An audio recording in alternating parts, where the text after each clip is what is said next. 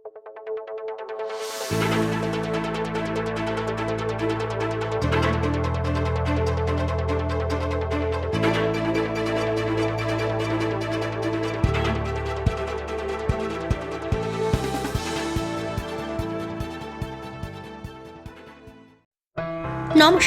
Hello কলকাতায় আপনাদের সকলকে স্বাগত।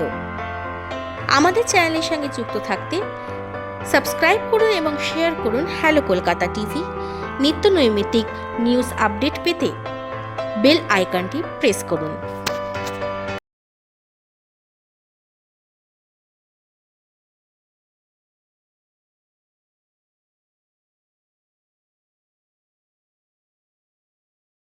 नमस्कार। ऑनलाइन क्लासेस के नए कॉन्सेप्ट से जूझते टीचर्स और पेरेंट्स। जैसे कि हम सब जानते हैं कि कोरोना के चलते अभी सिर्फ घर से ही पढ़ाई चल रही है। उसकी स्कूल की तरफ से ऑनलाइन क्लासेस शुरू हुई। ऑनलाइन क्लासेस का कॉन्सेप्ट इंडिया में बहुत ही नया है और ज्यादातर टीचर्स ने जब टीचिंग का कोर्स किया गया तो ऑनलाइन क्लास का दूर तक नामो निशान तक नहीं था। ज्यादातर टीचर्स तो 40 साल के ऊपर के हैं। उन्होंने शायद ही कभी जूम या किसी और टेक्नोलॉजी प्लेटफॉर्म का उपयोग किया है।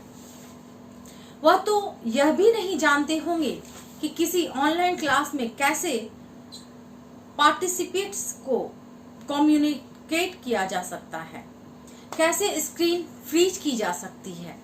और सिर्फ टीचर से क्यों, हम जैसे ज्यादातर पेरेंट्स के साथ भी यही समस्या है। यह समस्या ना जाने कितने पेरेंट्स महसूस कर रहे होंगे।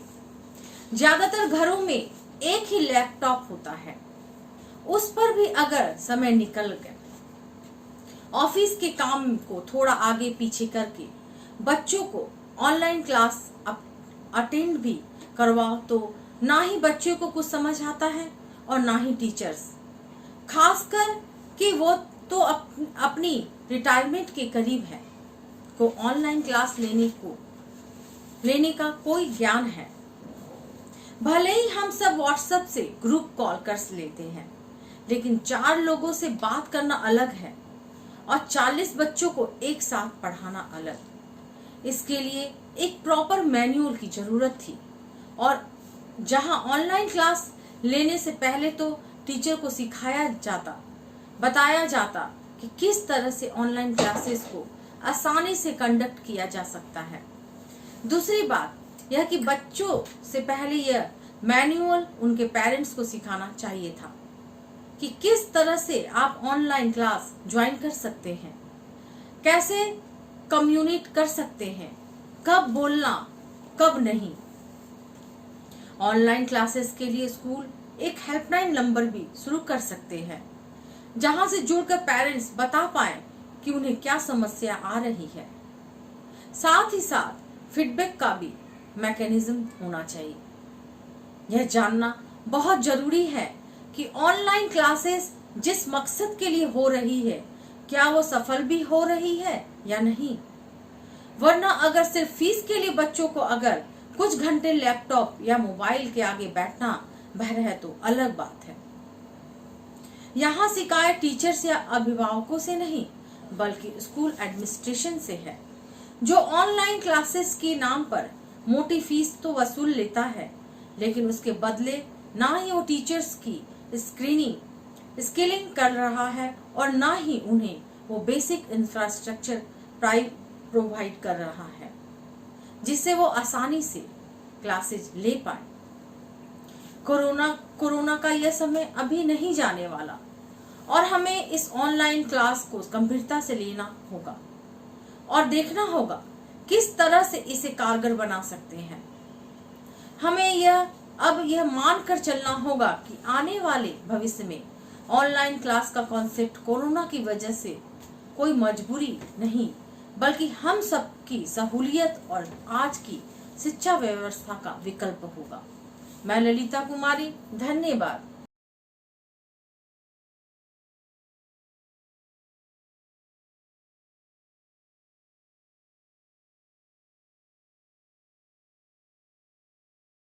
नमस्कार, मैं डॉक्टर अरुण कुमार आज का चर्चा का विषय है कोरोना और मनुष्य, एक वायरस के आगे घुटने टेक रही शक्तिशाली और आधुनिक सभ्यता। आज के हालात को देखकर लगता है कि ना जाने यह समय इतना कठिन, इतना बेरहम और इतना निर्दयी क्यों हो गया है। हालांकि समय की इस क्रूरता के पीछे कभी ना कभी, कहीं ना कहीं रहा मानव ही है। समय से मानव कभी नहीं जीत सका है, पर समय को जीतने के मद में वो प्रकृति से जाने अनजाने में जरूर मोल लेता रहा है। शायद इसलिए इस बैर के परिणाम इतने भयावह हैं कि आज स्वयं मनुष्य को एक वायरस के सामने इतना असहाय, भयभीत और सहमा हुआ महसूस कर रहा है। कोरोना महामारी के तांडव को देख मानव के सर्वश्रेष्ठ और सर्वशक्तिमान होने के दम्भ भी शायद चकनाचूर हो गया है, और यदि नहीं हुआ होगा तो भविष्य में इससे भयंकर परिणाम भुगतने के लिए उसे तैयार रहना चाहिए। आज मनुष्य प्रकृति के लिए से किए खिलवाड़ पर पश्चाताप और विलाप कर रहा है, पर कहीं इस विपदा से उबरने के बाद उसका यह पश्चाताप और आंसू केवल दिखावा तो साबित नहीं होंगे। यदि प्रकृति के प्रति आज भी मनुष्य के मन में कपट है तो भविष्य के उज्जवल होने की कल्पना करना व्यर्थ है।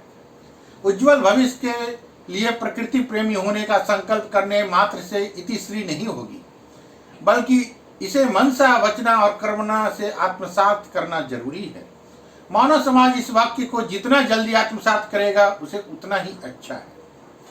प्रकृति ने चेताया पर हम चेते नहीं।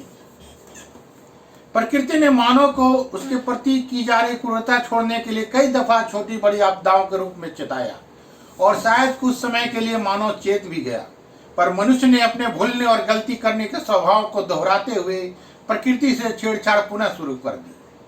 प्रकृति से द्वेष रखने के परिणाम स्वरूप ही सुनामी और केदारनाथ जैसी आपदाएं हुई, लेकिन मनुष्य ने सबक नहीं लिया।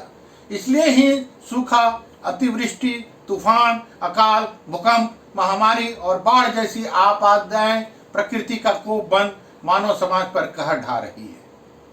इतिहास में दर्ज प्राकृतिक आपदाओं की बात करें तो साल 1770 में करीब 1 करोड़ लोगों की बंगाल के अकाल मौत हो गई थी।